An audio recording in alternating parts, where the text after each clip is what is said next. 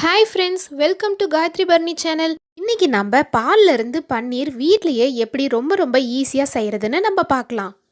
அது கூடவே டேஸ்டியான பன்னீர் பீஸ் மசாலாவும் எப்படி செய்கிறதுன்னு நம்ம பார்க்கலாம். வாங்க வீடியோக்குள்ளே போகலாம்.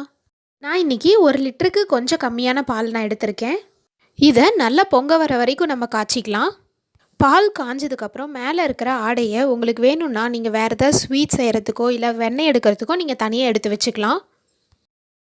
அப்புறம் பாலை திரி வைக்கிறதுக்கு வினிகர் இல்லைன்னா லெமன் ஜூஸ் நம்ம இதில் ஆட் பண்ணிக்கலாம். நான் லெமன் ஜூஸ் தான் இதில் ஆட் பண்ணுறேன். நான் 4 டேபிள் ஸ்பூன் லெமன் ஜூஸ் நான் இதில் ஆட் பண்ணிக்கிறேன். ஒரு சமயம் பார்த்திங்கன்னா பாலை திரி வைக்கிறதுக்கு இதை விட அதிகமான லெமன் ஜூஸ் கூட நம்மளுக்கு தேவைப்படும். அதுக்கேற்ற மாதிரி நீங்கள் ஆட் பண்ணிக்கோங்க. இந்த மாதிரி பாலும் தண்ணியும் தனித்தனியாக பிரிஞ்சதுக்கப்புறம் இந்த ஸ்டேஜில் நம்ம ஸ்டவ் ஆஃப் பண்ணிக்கலாம். இதை நம்ம இப்போ ஃபில்ட்ரு பண்ணிக்க போகிறோம். அதுக்காக ஒரு பவுலுக்கு மேலே ஒரு ஓட்டை பாத்திரம் வச்சு அதுக்கு மேலே மெலிசான ஈரமான காட்டன் கிளாத்தை நம்ம விரித்து போட்டுக்கலாம். நம்ம திரிய வச்ச பாலை இதில் ஊற்றி நம்ம ஃபில்ட்ரு பண்ணிக்கலாம். இதில் இருக்க லெமன் டேஸ்ட்டு போகணும்னு நினச்சிங்கன்னா இதில் ஒரு டம்ளர் தண்ணி ஊற்றி நல்லா கலந்து விட்டிங்கன்னா அந்த லெமன் டேஸ்ட்டு சுத்தமாக உங்களுக்கு போயிடும். இதை நல்லா இந்த மாதிரி ப்ரெஸ் பண்ணி விட்டுக்கலாம். இதில் நம்ம எந்த ஷேப் வைக்கிறோமோ அதே ஷேப்பில் தான் பன்னீர் நம்மளுக்கு வரும். அதனால் நீங்கள் லைட்டாக ஷேப் பண்ணிக்கோங்க.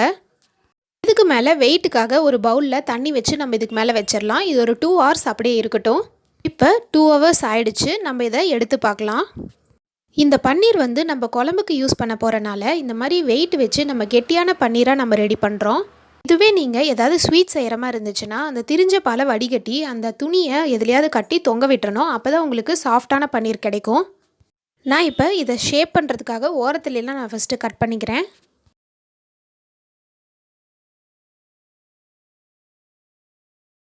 நான் இப்போ இதை குட்டி குட்டி பீஸாக கட் பண்ணிக்க போகிறேன். உங்களுக்கு வேணுங்கிற ஷேப்பில் நீங்கள் கட் பண்ணிக்கலாம்.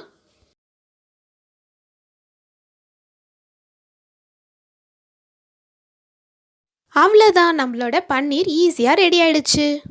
பாருங்கள் எவ்வளோ சாஃப்டாக இருக்குது. இப்போ நம்ம பன்னீர் பீஸ் மசாலா எப்படி செய்கிறதுன்னு பார்க்கலாம். இது சப்பாத்தி, நான், பரோட்டா, ஃப்ரைட் ரைஸ்க்கெல்லாம் சூப்பரான சைட் டிஷ்ஷாக இருக்கும். பன்னீர் பீஸ் மசாலா செய்கிறதுக்கு ஃபஸ்ட்டு நம்ம வெங்காயம் தக்காளி பேஸ்ட்டு ரெடி பண்ணிக்கலாம். அதுக்கு ஒரு பாண்டில் 2 டேபிள் ஸ்பூன் ஆயில் ஊற்றிட்டு இது கூட 2 பெரிய வெங்காயம் நான் கட் பண்ணி வச்சுருக்கேன். இதை நம்ம சேர்த்துக்கலாம்.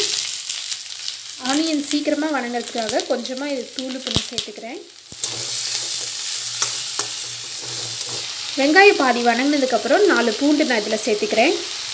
இது கூடவே இஞ்சி 2 துண்டு நான் சேர்த்துக்கிறேன். இது கூட 5 முந்திரி நான் சேர்த்துக்கிறேன். அதிகமாக முந்திரி சேர்த்துனா முந்திரி டேஸ்ட் வந்துடுங்கிறதுனால 5 முந்திரி மட்டும் நான் சேர்த்துக்கிறேன். நான் தக்காளி 3 தக்காளி கட் பண்ணி வச்சுருக்கேன். இதையும் நம்ம இதில் சேர்த்துக்கலாம். குட்டி தக்காளியாக இருந்தால் நீங்கள் 4 தக்காளி சேர்த்துக்கலாம். கொஞ்சம் பெரிய தக்காளியாக இருந்தால் 3 தக்காளி சேர்த்துனாவே போதும். இது கூட கொஞ்சமாக கல்லுப்பு நம்ம சேர்த்து மூடி வச்சிடலாம். தக்காளி நல்லா வணங்கட்டும். 5 நிமிஷம் ஆயிடுச்சு. 5 நிமிஷத்துக்கு அப்புறம் பார்த்திங்கன்னா தக்காளி நல்லா வெந்துருச்சு. தக்காளி நல்லா வணங்கிருச்சு. இப்போ நம்ம ஸ்டவ் ஆஃப் பண்ணிவிட்டு இது நல்லா ஆறுனதுக்கப்புறம் நம்ம மிக்ஸி ஜாரில் போட்டு பேஸ்ட் மாதிரி செஞ்சு எடுத்துக்கலாம். இப்போ இது நல்லா ஆறிடுச்சு. நம்ம இதை மிக்ஸி ஜாரில் சேர்த்துக்கலாம். இதை நல்லா நைஸாக பேஸ்ட் மாதிரி அரைச்சி எடுத்துக்கலாம். பாருங்கள், இப்போ குழம்புக்கான பேஸ்ட் ரெடி ஆகிடுச்சு. அப்புறம் ஒரு பாண்டிலில் 2 டேபிள் ஸ்பூன் ஆயில் ஊற்றிட்டு ஒரு பிரியாணி இலை, ஒரு பட்டை, 2 லவங்கமும் நம்ம இதில் சேர்த்துக்கலாம். இது கூடவே நம்ம அரைச்சி வச்ச வெங்காய தக்காளி பேஸ்ட்டும் நம்ம இதில் சேர்த்துக்கலாம். இது கூட 1 டீஸ்பூன் கரம் மசாலா நம்ம சேர்த்துக்கலாம்.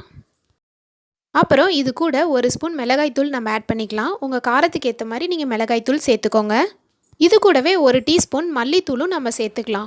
இந்த பன்னீர் பீஸ் மசாலாவுக்கு நம்ம ஃப்ரெஷ் பட்டாணி சேர்த்துக்கிட்டோன்னா சூப்பராக இருக்கும்.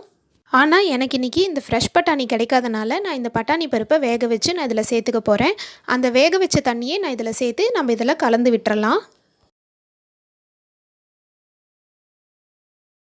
இந்த குழம்புக்கு தேவையான அளவு கல்லுப்பு நான் இதில் சேர்த்துக்கிறேன்.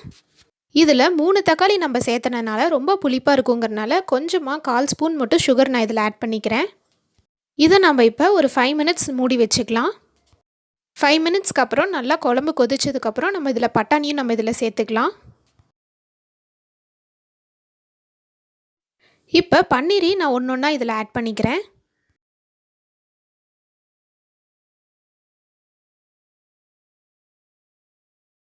இதில் கொத்தமல்லி தலையும் நம்ம சேர்த்துக்கலாம். இப்போ பன்னீர் வேகிறதுக்காக ஒரு 5 மினிட்ஸ் மட்டும் நம்ம இதில் மூடி வச்சுக்கலாம். இப்போ 5 மினிட்ஸ் ஆயிடுச்சு. 5 மினிட்ஸ் நம்ம மூடி வச்சாவே போதும், நல்லா பன்னீர் வெந்துடும். லாஸ்ட்டாக குழம்பு நல்லா க்ரீமியாக வேணுங்கிறதுக்காக ஒரு டேபிள் ஸ்பூன் க்ரீம் நான் இதில் ஆட் பண்ணிக்கிறேன். இது ஆப்ஷனல் தான், உங்களுக்கு இது வேண்டானாலும் நீங்கள் இதை விட்டுறலாம். இதுக்கு பதிலாக நீங்கள் மசாலா ஆட் பண்ணும்போதே ஒரு டேபிள் ஸ்பூன் தயிர் நீங்கள் அதில் சேர்த்துக்கலாம். அவ்வளோதான், நம்மளோட பன்னீர் பீஸ் மசாலா பார்க்குறதுக்கே பாருங்கள் எவ்வளோ சூப்பராக இருக்குது. இந்த வீடியோ உங்கள் எல்லாத்துக்கும் பிடிச்சிருக்குன்னு நினைக்கிறேன். நீங்களும் இவ்வளோ ஈஸியான பன்னீர் கிரேவியை ஹோம்மேடு பன்னீர் வச்சே செஞ்சு பாருங்கள். இந்த மாதிரி நிறைய சூப்பரான டிஷ்ஷஸை மிஸ் பண்ணாமல் பார்க்குறதுக்கு நம்ம சேனலை சப்ஸ்கிரைப் பண்ணிக்கோங்க. தேங்க்ஸ் ஃபார் வாட்சிங்.